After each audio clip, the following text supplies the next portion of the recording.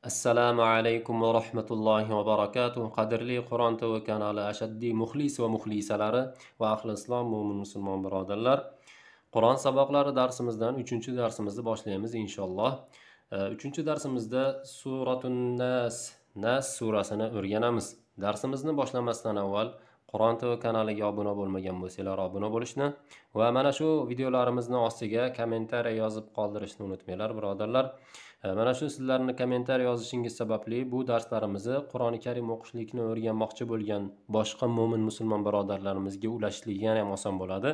Bir xayrli ishga vasila bo'lishlik, sabab bo'lishlik, xayrli ish qilgan kabi savob oladi inshaalloh deb darsimizni boshlaymiz.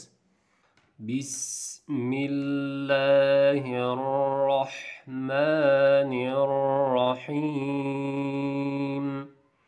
Bis deganda tomoshabinlar sin harfini nima qilamiz? Yaxshilab oqizib o'qiymiz. Bismillahi millahi deganda lam harfini ustida tashdid bor. Shuning uchun nima qilamiz? Ozroq lam harfini ushlab o'qiymiz. Millahir ro harfiga, ha harfidan keyin ro harfiga nima qilamiz? Olib o'tamiz. Va ro harfining ustida tashdid bor. Shuning uchun ro harfini yaxshilab nima qilamiz? Tutib ushlab o'qiymiz va ro harfining ustida fatha bor. Ro harfi fatha bilan kelganda hukmi ro nima edi? Qalin o'qilardi. Ar-Rahmani, Ar-Rahmani va mim harfidan keyin kichkina alif bor, ko'rayotgan bo'lsanglar, shuning uchun nima qilamiz? 2 alif uzatamiz. Ar-Rahmani, Ar-Rahmanir-Rahim. Nun harfidan keyin yana ro harfiga olib o'tamiz. Ro harfi nima? Tashdidli, shuning uchun ozroq ro harfini ushlab o'qiymiz va fatha bilan kelganligi uchun qalin o'qiymiz. Ro. Ar-Rahim, Ar-Rahmanir-Rahim. Qul a'udhu. Qul deganda tomoshabinlar lam harfini nima qilamiz? Yaxshilab o'qizamiz. Qul deb qo'ysak bu qalqala bo'lib qoladi, xato. Qul a'udhu. A'udhu emas. Bu yerda fatha hamza bilan kelyapti, shuning uchun a'udhu ayn harfidan keyin harfi maddan vav bo'lganligi uchun 2 alif uzatib o'qiymiz. A'udhu bi robbi ro yana fathali nima qilamiz? Qalin ro. Va ba harfining ustida tashdid bo'lgani uchun ba harfini ozroq ushlaymiz. Bi robbin nas. Ba harfidan keyin nun harfiga olib o'tamiz va nun harfini ham ozroq ushlaymiz, chunki ustida tashdid bor. Va oxiridagi sin harfini birodarlar yaxshilab o'qizib bildirib o'qiymiz.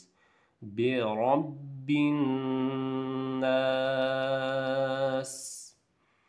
Qul a'udhu bi robbin nas. Malikin nas. Kaf harfidan keyin nun harfiga olib o'tamiz va nun harfining ustida tashdid bo'lganligi uchun yaxshilab bostirib o'qiymiz. Malikin nas. Sin harfini birodarlar yaxshilab bildirib o'qiymiz. An-nas. Ilahin nas. Ilahi deganda lam harfidan keyin nima? Kichkina alif kelyapti, shuning uchun lam harfini 2 alif uzatamiz va hinnas. Ha harfidan keyin nun harfiga olib o'tamiz. Nun harfini yaxshilab bostirib o'qiymiz, chunki ustida tashdid bor. Ilahin nas. Sin harfini oqizib o'qiymiz birodarlar. Min sharril waswasi. Min sharril deganda birodarlar ro harfini ustida tashdid bor, shuning uchun ro harfini ozroq ushlab o'qiymiz va ro harfi kasra bilan, ya'ni i bilan kelganda ri deb biroz ingichkaroq o'qiymiz. Min sharril lam harfiga olib o'tamiz. Lam harfini ozroq oqizib o'qiymiz. al-waswasi. Sin harfini ham yaxshilab oqizib o'qiymiz birodarlar. al-waswasi deganda va harfidan keyin alif bor, shuning uchun va harfini ikki alif uzatib o'qiymiz. al-waswasil khannas. al-waswasil lam harfi yo'l o'tamiz. Lam harfini ozroq oqizib o'qiymiz va xonnas deganda nun harfini ustida tashdid bor. Nun harfini yaxshilab ushlab o'qiymiz va oxirdagi sin harfini oqizib o'qiymiz. al-xonnas min sharril waswasil xonnas alladhi yuwaswisu.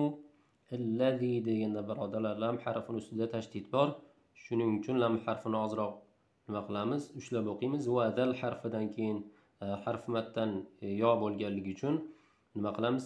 Dal harfini ikki alif uzatamiz. Alladhi yuwaswisu. Yuwaswisu deganda sin harfini oqizib o'qiymiz birodarlar. Yuwaswisu fi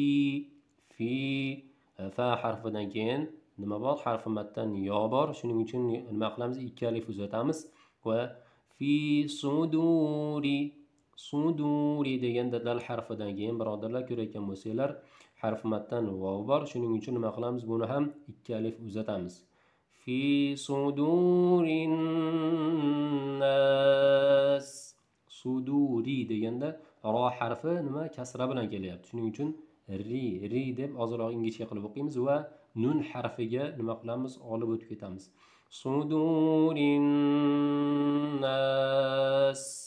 Nun harfini ustida tashdid bor. Shuning uchun nun harfini bostirib o'qiymiz va oxirdagi sin harfini oqizib o'qiymiz. Fi sudurin nas alladhi yuwaswisu fi sudurin nas minal jinnati. Minal deganda lam harfini oqizib o'qiymiz va jinnati deganda nun harfini ustida tashdid bor. Shuning uchun nun harfini nima qilamiz? Ushlab o'qiymiz. Minal jinnati wan nas. Wan nas deganda nun harfini ustida tashdid bor. Shuning uchun nun harfini nima qilamiz? Ozroq ushlab o'qiymiz va oxiridagi sin harfini oqizib o'qiymiz. Wan nas minal jinnati wan nas. Sadaqallohul azim. Aziz hurmatli tomoshabinlar, Qur'on saboqlari darsimizdan 3-darsimiz ham mana shu yerda o'z nihoyasiga yetdi. Albatta Qur'on TV kanaliga obuna bo'lishni va mana shu videolarimizni ostiga kommentariy yozib qoldirishni, videolarimizga like bosishni unutmanglar. Inshaalloh keyingi darslarda ko'rishguncha assalomu alaykum va rahmatullohi va barakatuh.